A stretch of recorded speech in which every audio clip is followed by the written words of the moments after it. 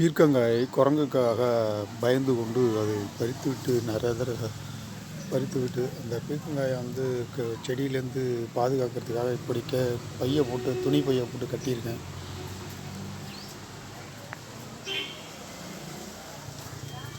அதை கட் பண்ணி பார்த்துருவேன். 2 இது சேர்ந்த மாதிரி இருக்குது. அந்த நீல பீர்க்கங்காய் 2 ஒன்றா காய்ச்சிருக்கு. இதை இனிமேல் தான் கட் பண்ணணும். குரங்குகிட்டேருந்து தப்பிச்சிருச்சு 2 பீர்க்கங்காய். இன்னும் சின்ன சின்ன பிஞ்சு இங்கே ஒன்று கட்டி வச்சுருக்கேன்.